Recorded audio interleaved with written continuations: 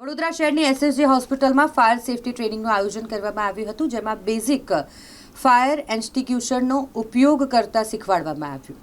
જ્યારે પણ કોઈપણ એવી આપાતકાલીન પરિસ્થિતિ સર્જાય, ફાયર વિભાગની ટીમ પહોંચે તે પૂર્વે કઈ રીતે આપણે પ્રાથમિક રીતે આ સિચ્યુએશનમાંથી, આ પરિસ્થિતિમાંથી બહાર નીકળી શકીએ એની માટે પ્રાથમિક નોલેજ હોવું જરૂરી છે, પ્રાથમિક ટ્રેનિંગ દરેક પાસે હોવી જરૂરી છે. અને તે જ હેતુ સાથે એસએસજી હોસ્પિટલ ખાતે ફિઝિયોથેરાપી કોલેજના વિદ્યાર્થીઓને આ ટ્રેનિંગ આપવામાં આવી છે. હોસ્પિટલના કર્મચારીઓ અને સહકર્મીઓને બેઝિક ફાયર એક્સ્ટિંગ્વિશરનો ઉપયોગ કઈ રીતે કરવો તેની ટ્રેનિંગ આપવામાં આવી. એસએસજી હોસ્પિટલના ફાયર સેફટી ઓફિસર કરણ પરબે પત્રકારોને માહિતી આપતા જણાવ્યું કે ટ્રેનિંગમાં ઇલેક્ટ્રિકલ આગ અને વુડો, સામાન્ય આગ જેમ કે ક્લાસરૂમમાં લાકડા, પુસ્તકો વગેરેમાં લાગે જેવી પરિસ્થિતિઓમાં કઈ રીતે બચાવ કામગીરી કરવી અને ફાયર એક્સ્ટિંગ્વિશરનો ઉપયોગ કરીને આગ કઈ રીતે ઓલવવી, આ વિશે સૈદ્ધાંતિક અને પ્રાયોગિક માર્ગદર્શન આપવામાં આવ્યું. ફાયર પંપ અને ડ્રેસ અંગે સ્પષ્ટતા કરવામાં આવી. જ્યારે તેમને ફાયર પંપ ક્યાં રાખવામાં આવ્યો છે તે વિશે પૂછવામાં આવ્યું ત્યારે કરણ પરબે સ્પષ્ટતા કરી કે ફાયર પંપ બહાર જ છે, જો કે તેને બેઝમેન્ટમાં મૂકવામાં આવ્યો છે.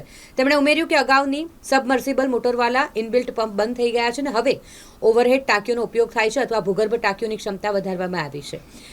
વધુમાં ફાયર સેફટી ઓફિસર કરણ પરબ જ્યારે ફાયર સેફટી જેવા ગંભીર મુદ્દા પર મીડિયાને નિવેદન આપી રહ્યા હતા ત્યારે તેઓ યુનિફોર્મમાં નહોતા.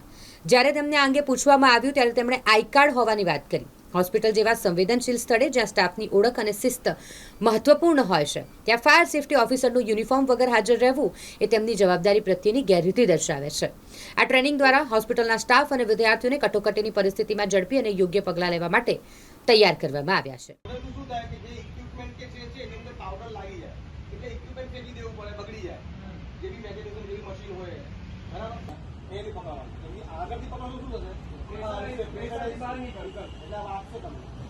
નીકળી બી જાય બરાબર સાપની જેમ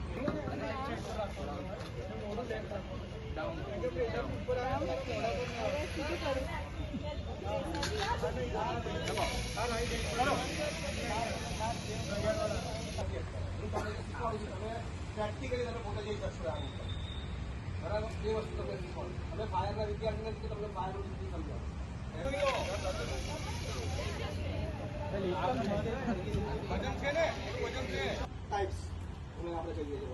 આપણી પાસે 3 પ્રકારના છે એસએસજી હોસ્પિટલમાં.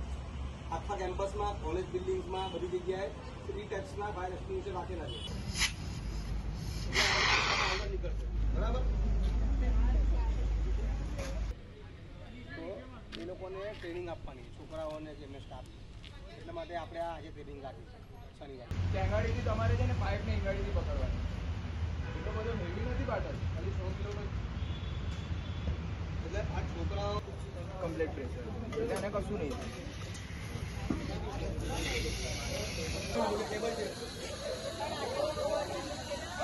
આટલી હાઈટ ઉપર જાય એટલે જરૂરી નથી તમારે આથી 15 ફૂટ સુધી પણ તમે આ બોલી શકો છો. આજે એસએસજી હોસ્પિટલ ખાતે ફિઝિયોથેરાપી કોલેજ જે છે એ બિલ્ડિંગના વિદ્યાર્થીઓ, આપણા સ્ટુડન્ટો અને કર્મચારીઓ જે બીજા સહકર્મચારી એમને બેઝિક ફાયર એક્સ્ટિંગ્વિશર ટ્રેનિંગ, જે બેઝિક ફાયર ફાઇટિંગમાં તમે જે યુઝ કરી શકો છો એના માટેની ટ્રેનિંગ આજે આપી. કયા પ્રકારની ટ્રેનિંગ આપવામાં આવી? આમાં એક્સ્ટિંગ્વિશર્સની બેઝિક ટ્રેનિંગ છે, જેની અંદર કે ઇલેક્ટ્રિકલી ફાયર થાય કે કોઈ જગ્યાએ વુડનમાં, જેમ કે આ લોકોના ક્લાસરૂમમાં છોકરાઓ પાસે લાકડું હોય, પુસ્તકો હોય, એમાં ક્યાંક ફાયર થયું હોય તે લોકોને બચાવ કામગીરી કેવી રીતે કરવાની અને કેવી રીતે ફાયર એક્સ્ટિંગ્વિશરનો યુઝ કરીને લોકો કેવી રીતે આગ ઓલવવાની એના વિશે આપણે બધું એમને થોડુંક ગાઈડ કર્યું, થિયરિકલી અને પ્રેક્ટિકલી એમને થોડું સમજાવ્યું. પંપને જે બહાર રાખવાનો હોય છે એ અંદર છે, તો એના વિશે શું કહેશો? ફાયર પંપની વાત કરો? હા, ફાયર પંપની જે પંપ બનાવ્યા છે અંદર જ છે, પ્રમાણે જ છે, જે રીતે બિલ્ડઅપ થયેલા છે એ પ્રમાણે જ છે. ગવર્મેન્ટનો રૂલ કે છે એને બહાર રાખવા છે. હા, તો બહાર જ છે ફાયર પંપ.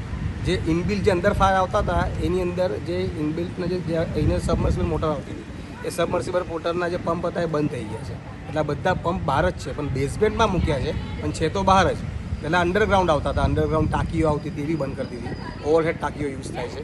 અમુક જગ્યાએ જે અંડરગ્રાઉન્ડ ટાંકીઓ છે એની અંદર કેપેસિટી વધારી દીધી છે, એટલે એ પ્રમાણે યુઝ થાય છે. બાકી પંપ બધા બહાર જ છે.